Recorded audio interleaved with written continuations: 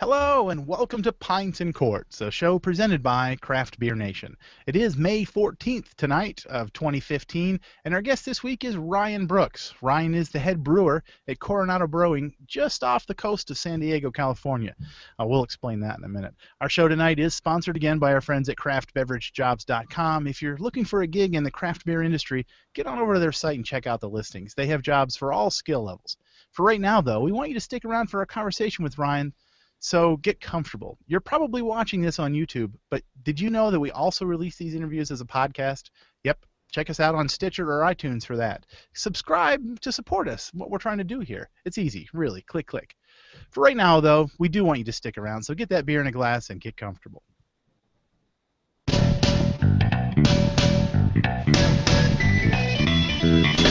Time now for a look back at the last week in the craft beer industry. Pour a cold one and sit back for an all-new episode of Pints and Quarts, presented by Craft Beer Nation.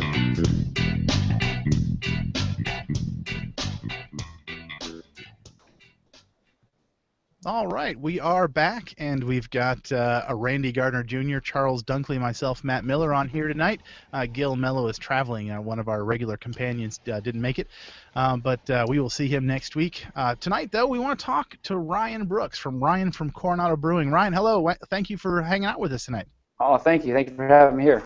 I guess in San Diego, it's really still kind of the afternoon. So yeah, it's still light out, yeah. Here, we've all had dinner, got the kids to bed, having a beer in a glass, and you're like still at the office. So yep. I guess the perk is you get to sleep in technically a little bit later in the morning. So yeah, because you look at it that way, yes.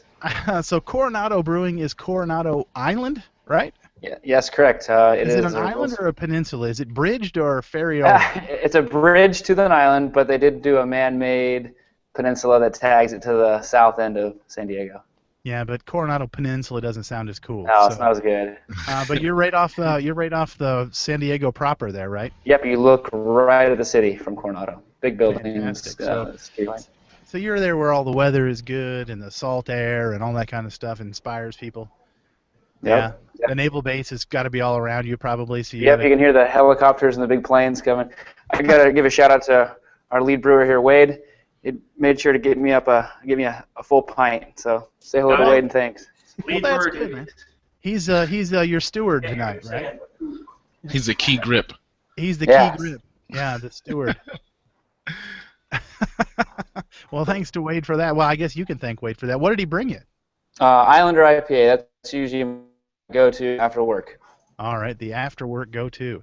Well, tell us a little bit about work. Tell us a little bit about Coronado's, the background there and how you kind of got involved in it. Okay. Coronado Brewing got started in 1996. Two brothers, Rick and Ron Chapman, had a dream of making a brew pub. They had another friend, Sean DeWitt, who was the first brewer. He's also an owner of the company, and he's been my boss here for the past 3.5 years that I've worked here.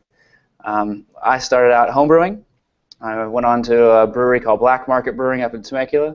Then I went to Sydney, Australia, worked out there, and then came back to Black Market Brewing, and then I've been here again for 3.5 years. But Coronado's been a great brewery and one of the biggest breweries here in San Diego.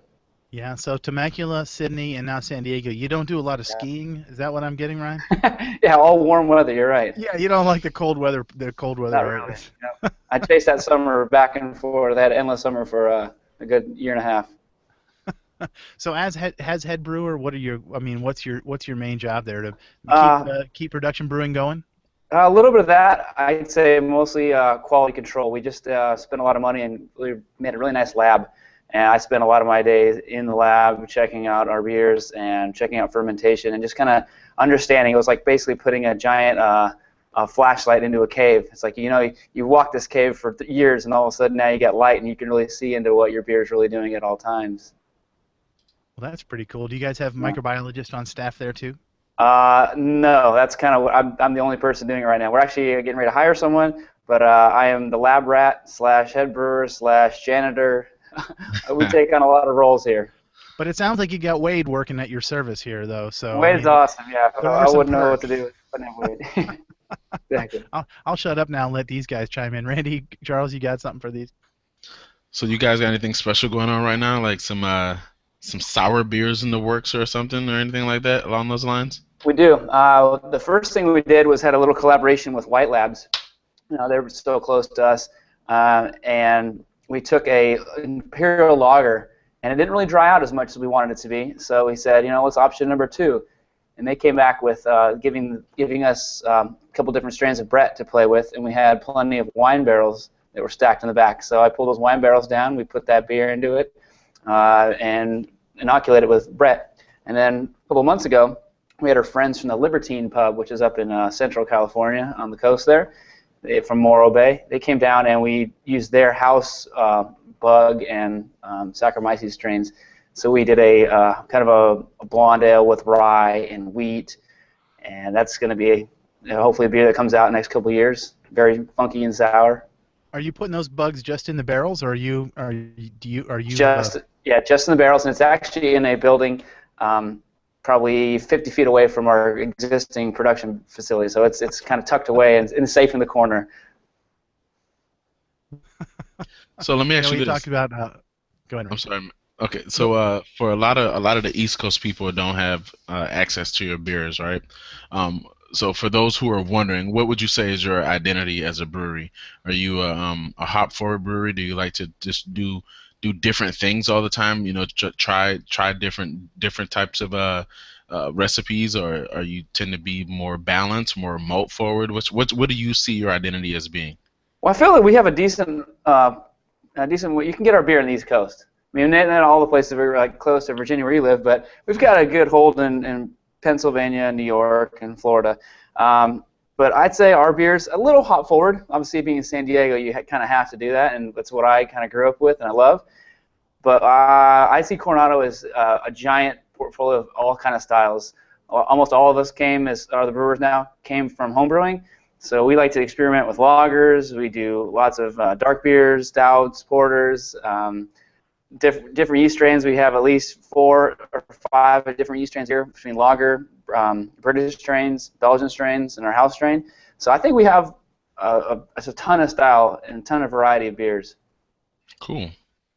You gotta respect that. I love it when breweries don't necessarily pigeonhole themselves to making one particular style. You got some that do it well, right? You got some breweries that are like Stone. They're like, we're gonna hop the hell out of our beer, and that's how we roll. And, Exactly. and that's perfectly fine. But I also have a healthy respect for people who like to try different things and don't shy away from brewing things that they may not normally brew. Mm-hmm. So yeah, that's awesome. Yeah, I get kind of bored of doing one style. I'd like to kind of jump back and forth with everything, and then I'll read something or get interested on some kind of article and be like, oh, we haven't done one of those kind of beers. Let's do that. Yeah. So I think we do a pretty wide variety of styles. How big is your pilot system that when you have these zany ideas? I'd like to say we have, I think, 4 pilot systems. We have a 1-barrel, basically homebrew system. Then we have the island, the pub system is a 10-barrel system, but we can also do 20 barrels down there. And then here at the main production facility, we have one of their old, from the island, one of their old small fermenters that we basically fill our kettle almost halfway, and that's almost like a test or a pilot batch for us sometimes. So we'll go as small as 1 barrel up to as big as 20. And do you put those pilot batches just like on tap at the pub as like a... Exactly. If you come to our production facility or our 2 restaurant areas, we have all those kind of one-offs on tap. Matt, you were about to say something? No, really. What your distribution footprint to the east? I heard you say Pennsylvania. I mean, how do you decide to skip all those states in the middle and land in Pennsylvania? That's a good question. I don't really know the history of that.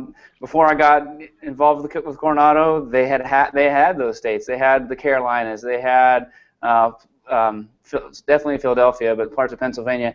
And I don't know why that is. Maybe relationships from our owner, who had people he knew out there, and it was easy for us to get into those states. I'm not sure, but it is kind of weird to kind of skip out the big portion of the U.S. and land on the East Coast. But maybe there's more beer drinkers that wanted our beer out there. There you go. What was your barrel production last year? Your total production? I think we did about 28,000, and we're on ramp to do about 45 this year. We've made a pretty big jump in production. We've got outdoor tanks coming in a couple more weeks. So it's been a huge jump in the past 3.5 years that I've been here. And in the brew house there is the production It's brew house is. Yeah, it's a 30-barrel brew house, so we're doing about 6 brews a day. Nice. Yeah, that'll keep the place busy for sure. It's cranking. You guys are slapping them in one after the other then. Yep. We actually had to kind of modify our brew house and put an extra wort receiving kettle in there just to kind of overlap and keep continuous wort flowing. That actually saved us at least 4 to 6 hours a day per brew session, so we can crank them out. Nice. So what's next then? I mean, you're ramping up production. You're gonna come east with these IPAs, and I got to think you've got 4 or 5 year-round beers that you're keeping on the shelves. Yeah, we've got 6 year-round beers. We have every quarter we're putting out specialty one-off beers from the island. We have a Crown series that comes out every other month almost, I think. So we've got a lot of stuff going on. The newest one we just released was our Senior Saison. It's kind of a Mexican-influenced beer where actually a buddy of mine's homebrew recipe that we use as a beer for the Great American Beer Fest. A Saison base with agave, and then it's added, after fermentation, we use jalapenos. So it kind of gives us and we de-seed them and degut them so it's not spicy, but it gives us kind of nice green bell peppery kind of note that runs really well with the beer. It's very drinkable, and it's a very different beer from our lineup that we have all year round.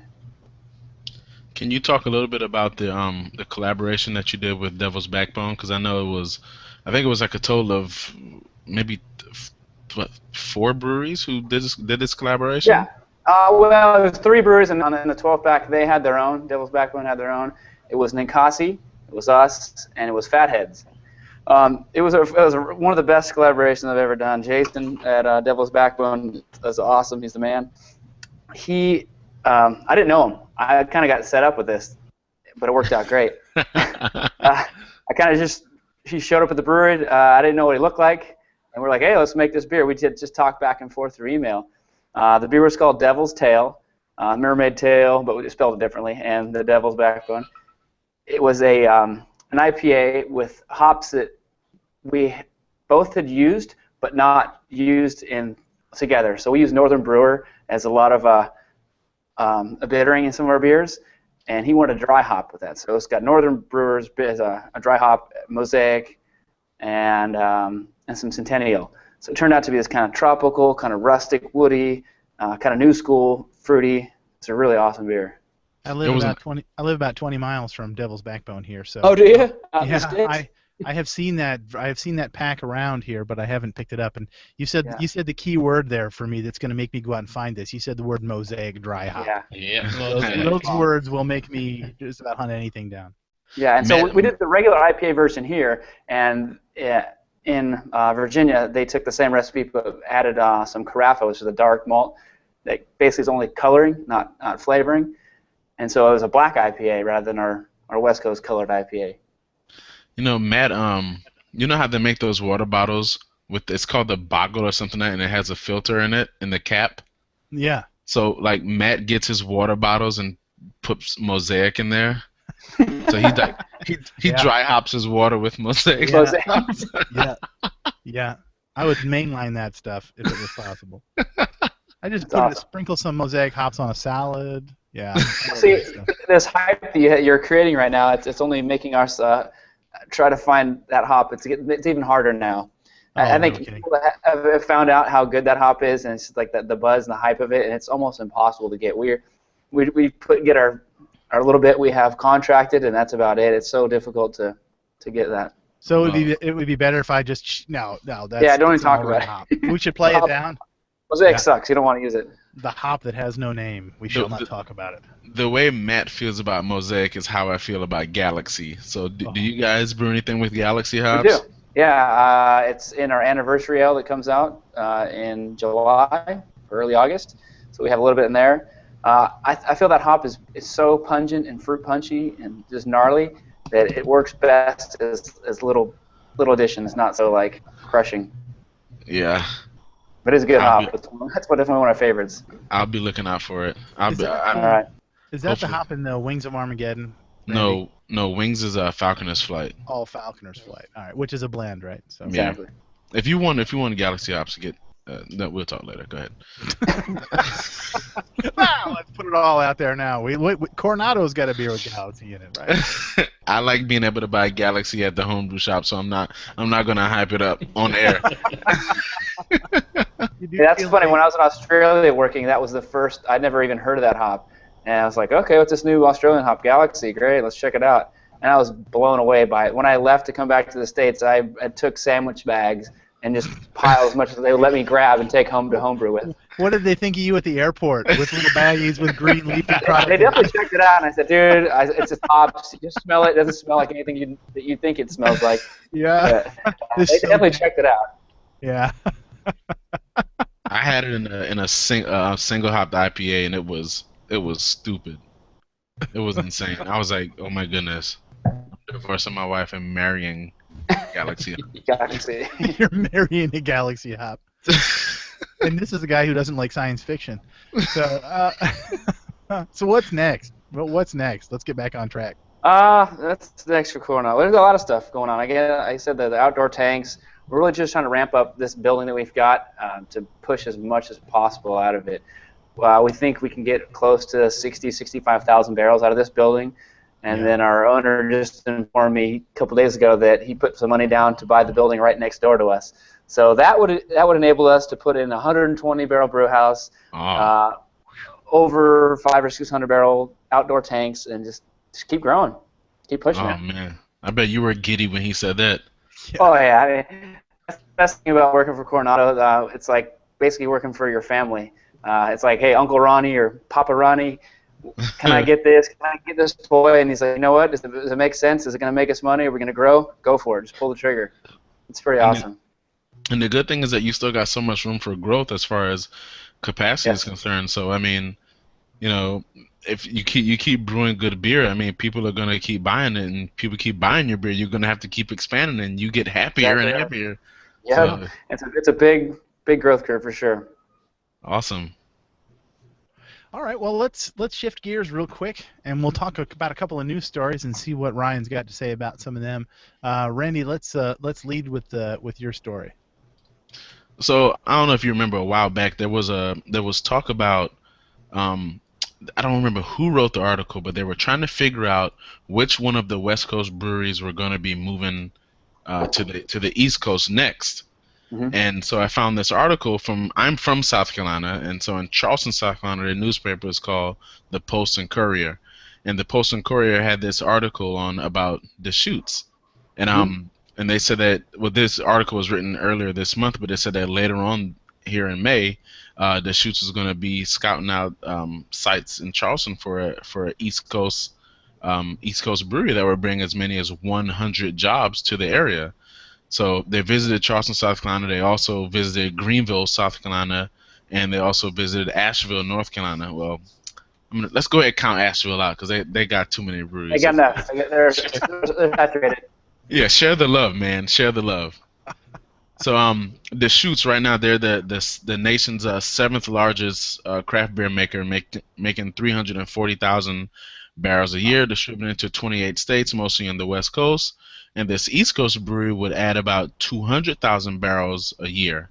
And they say they might be able to triple that depending on demand. So the demand is going to be high, right? Everybody loves a Biss, right? Who's not going to want to get a bottle of a Biss and sit on it for a couple of years? Well, and they could probably make all of that as fresh squeezed and sell it on the East Coast for 2 years. Right. I mean, definitely. That's a pretty popular. That's a pretty high volume beer. So let's just say let's say they take 2 years to triple that 200,000 barrel output. So in 3 years they could go from making 340,000 barrels a year to making 940,000 barrels a year total as a company. That's insane. In 3 years, if now, granted, that's just a hypothetical, but that's insane. But go ahead. I'm sorry. No, it's scary. We see it here a little bit, not even close to that number. but I get nervous, and where are they going to get all that ingredients from? Yeah, that's a good question. Everyone's struggling to get some of these hops, and even malts right now are kind of getting slim, and I don't know.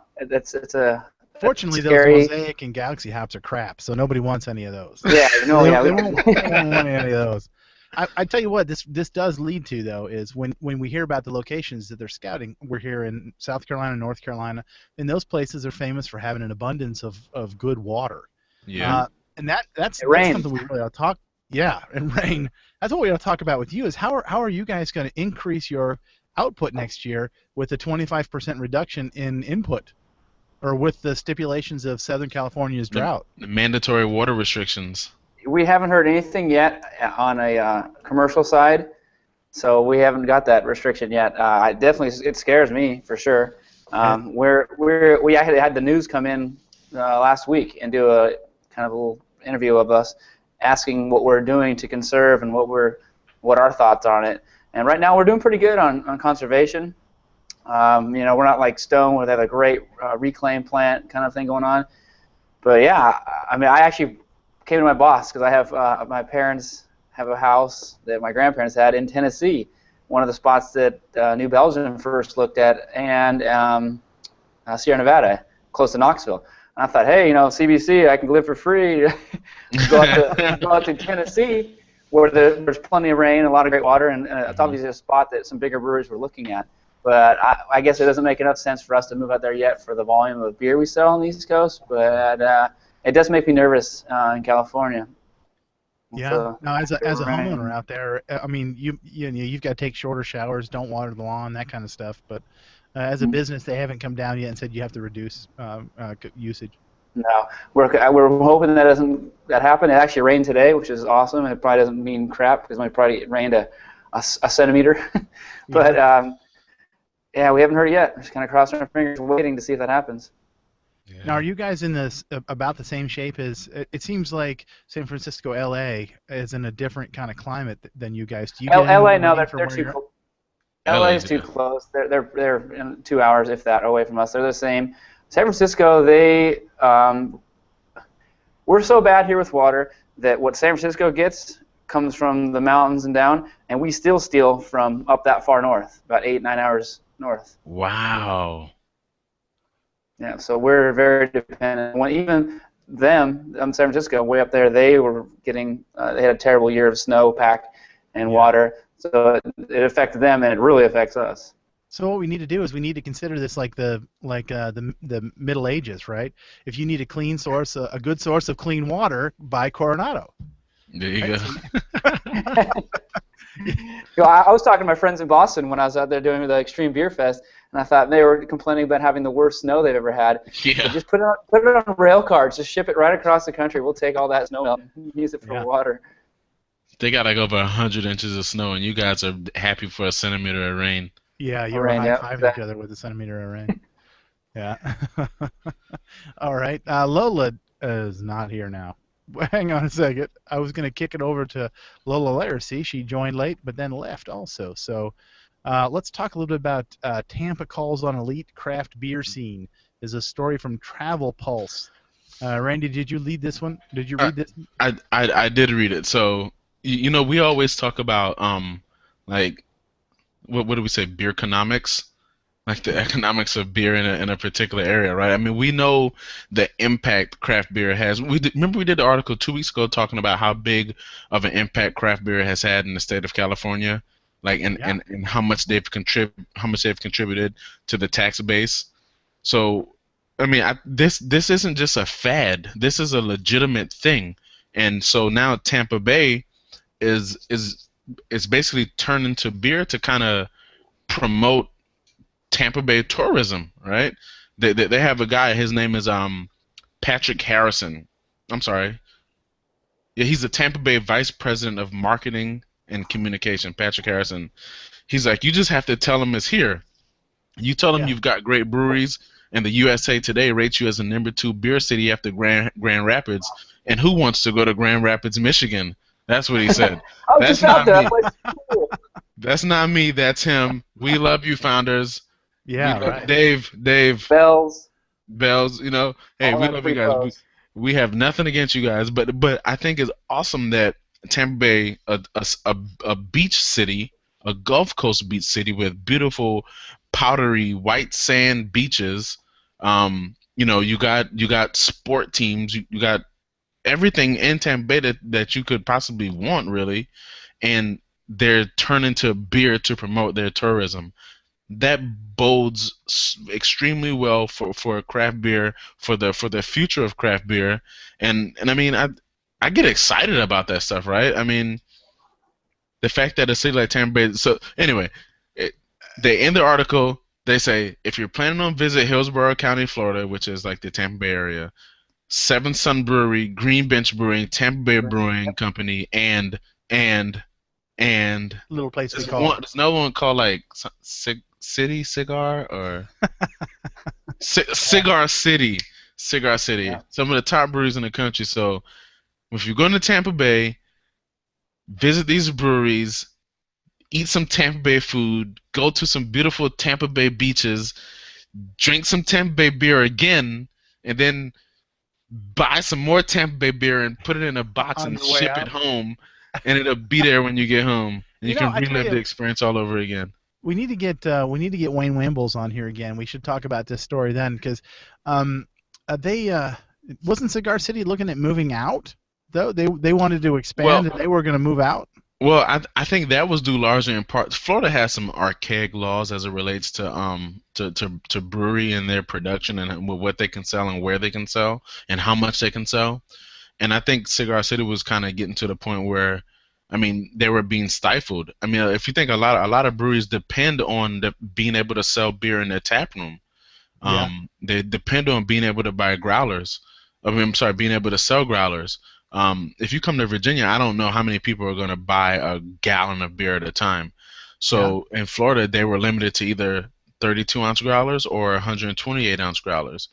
Once they pass a law that said you can sell 64-ounce growlers, I'd be willing to bet that tap rooms across Florida are going to start being able to sell a whole lot more beer, and so this is more money that the breweries can use for reinvestment. They can expand, they can enlarge their distribution footprint, they can increase their brew house capacity and things like that. So I think Cigar City was looking to leave because of that law, because they weren't. Yeah. They were being stifled. Is it possible they were doing like the little Stone trick, like Could holding be. that carrot out there? Like Stone's like, well, we're going to come somewhere east, and everybody east of the Mississippi passed laws basically deregulating beer trade, and like, do what you want, man. We want your money. Yeah. So maybe Cigar City said, well, let's just throw this out there and see if we can't get the legislative wheels to turn, because they think they're going to lose money. Because I got to, when I think Cigar City, I know I'm aware that it's in Tampa, but the first thing that comes to my mind is Florida. Right? So the state of Florida doesn't want to lose Cigar City as it's a beer destination, especially when they have Hunapoo Day and stuff like that. So they don't want to lose those guys, so they have to. Tampa Bay to see the Buccaneers, right? So.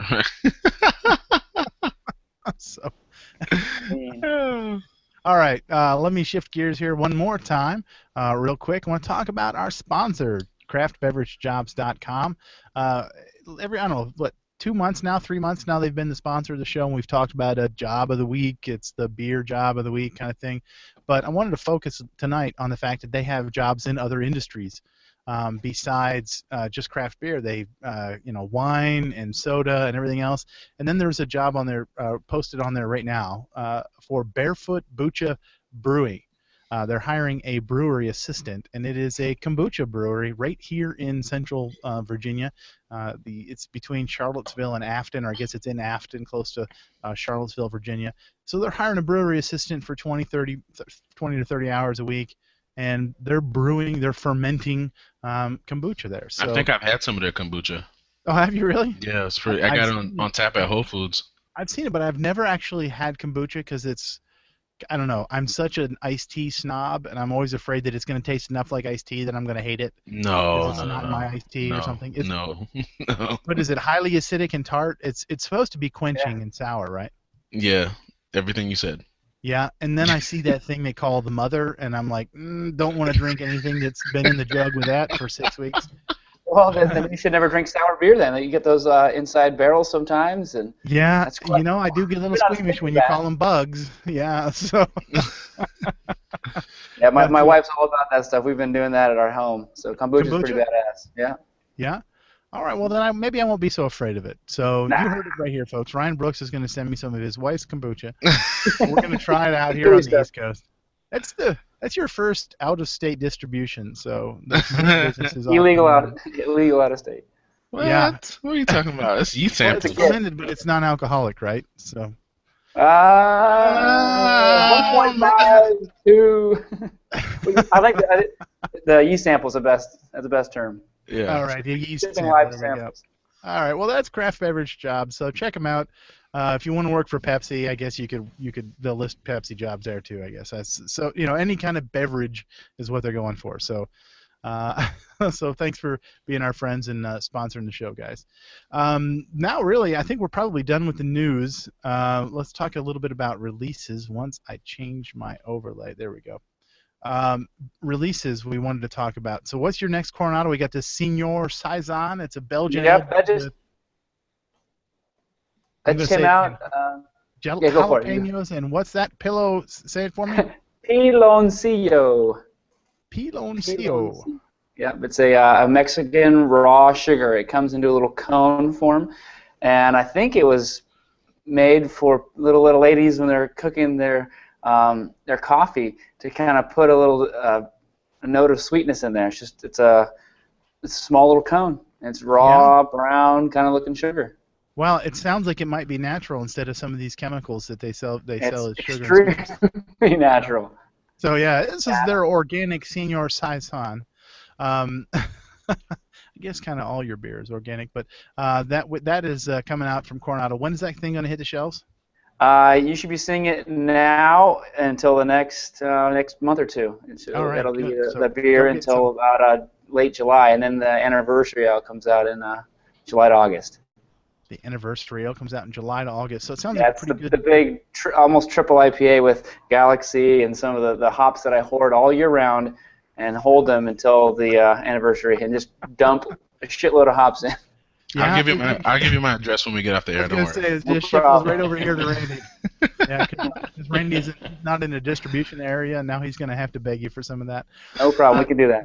Dewclaw in Baltimore has got their Hop Continuum number 2. Oh, Lord, here it is, Mosaic Red IPA that came out yesterday. So these beers are just all talking to me. I guess I'm not the only one that really likes these hops. So Crooked Stave out in Denver is their Batch 50 Grand Cru Wild Aged Ale. It's aged for 22 months in wine barrels. I know that's good because that's where Gil Mello is actually at. He's on location at Crooked Stave this week in Denver. So he says that is quite delicious and is. They have 20 sour beers on tap. Shut up. 20 sour beers on tap. That's right. Yeah, I was hoping he'd choke on one of them because he would have way too much fun. Harpoon out of Boston's got Take 5. That's their summer session IPA, pre-release today. I don't know what that means. I guess some of it coming out today, and then they'll be on the shelves this summer. Denver Beer. It's got Princess Yum Yum Raspberry Kolsch. Princess Yum Yum Raspberry Kolsch. That's just kind of fun to say. That's out today. Aviator in North Carolina has got their Double Ugly IPA coming out Saturday. Dogfish Head, those folks up in Delaware. I've got the Grateful Dead American Beauty IPA coming out today. That's an Imperial Pale Ale that they brew with the granola. Really? Yeah. Oh, the Grateful Dead and granola. I get it. I get it. All right, bunch of hippies out there, huh? Their children's name are like Starshine and yeah. All right. Tired Hands in Philly. It's got Stupid Dude Hat Goza. Stupid Dude Hat Goza. They won't be getting sued over that name. No. Yeah, we have our Stupid Stout. That's getting a little close. Yeah, Stupid Stout. Because Stupid is a trademark name, right? Left Hand has got Introvert IPA coming out today. So it looks like the summer beers are starting to hit. I didn't see anything in there that looked like, a barrel-aged stout, a double porter. I don't see any of that kind of stuff. So everybody's getting ready with the light hoppy beers or bright hoppy beers for summer. Festival-wise, we've got the Seattle Beer Week is wrapping up on the 17th in Seattle, Washington. Jackson Beer Fest is coming up this weekend. Did Lola rejoin? I'm tabbed away. No, she didn't. No, she lives in Jacksonville, Florida, so she's hopefully going to attend that one and tell us all about it. The American Craft Beer Fest at Seaport World Center, Boston, Massachusetts. This is actually American Craft Beer Week, right? So lots of cool events all around the United States. American Canned Beer Festival is in Scottsdale, Arizona. That's on the 16th. Here we go. The Brewers Association's American Craft Beer Week. Hundreds of places around the country now through the 17th. World Expo of Beer in Frankenmuth, Michigan, but nobody wants to live in Michigan. That's on the 15th and 16th. Nevada Beer Week, as you might imagine, is Las Vegas and Reno, 18th through the 30th. So that's coming up starting next week. Albuquerque, should have taken a left at Albuquerque Beer Week, is in New Mexico, the 21st through the 31st. And Virginia Beer Festival here in my great state, and Randy's great state of Virginia, is down in Norfolk, which is not near where either of us live, the 16th and 17th. Tell us about Coronado. San Diego Beer Week is not this time of year. No, November, first week of November. But what have you got going on here in the next couple of weeks? Where are they sending you off to sell your wares? Well, we've got a pretty big, extensive sales team, so they're always out traveling around doing stuff. I do have one of our guys, Johnny Old School, going to Frankenmuth for that beer fest in Michigan. I've heard that is one of the coolest fests in the United States. That town is like a little Germanic town. He goes back. You almost look like you're walking around in Munich or something like that, with the cobblestones and the old world homes and buildings. So that's probably a pretty cool one. Johnny Old School, yeah. Are you going to be at this? It's a small craft beer festival up here in D.C. next month called Savor. That's pretty small. Any chance you're going to be there? Yeah, we have some of our team members coming out to that. I'm personally not going out this year, but we'll be there.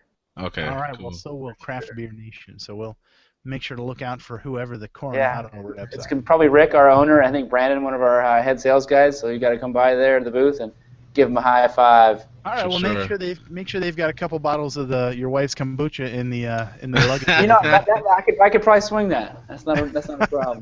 We're gonna name drop, so. Yeah, we're gonna say, man, we talked to Ryan. You had some stuff for us in your luggage. Yeah. It's not like that stuff you brought from Australia. Oh yeah. You might have gotten away with that 3.5 years ago. Right now, you go through security with that stuff in your bag, man. They start to pat down the cavity search, everything. So. I know that. I don't know about that. All right. Well, everybody, I really want to appreciate Ryan's time coming out here tonight, and it's after hours there, believe it or not. In San Diego, it still feels like lunchtime when we talk to San Diego folks, but he has spent some time with us. We appreciate your time and your attention, your information, your wisdom, Ryan. And this was our second interview with Ryan. We met with him, one of our first breweries we interviewed back in August of 2013. So twice now we've roped you into doing a Google Hangout, and we'll do it again soon. So anytime. I loved it. Thank you guys so much for inviting us here and letting me talk to you guys. It was fun. Fantastic. Until next week, everybody, get your Coronado on here. I guess if you're in some of the distribution states on the East Coast, or if you're in South California, SoCal, I guess they call it out there. Anywhere in California. It's a good source of clean, purified water, and you can drink any Coronado product. It's got good water and vitamins and hydration in it for you. So get some. A lot of minerals. Yeah, minerals too. So thanks again, and until next week, find some good friends, find some great craft beer, and mind those P's and Q's. This has been Pints and Quarts, brought to you by Craft Beer Nation. You can show your support for our podcast by subscribing to our content on YouTube, Stitcher, iTunes, or our website, craftbeernation.org. Thanks for listening.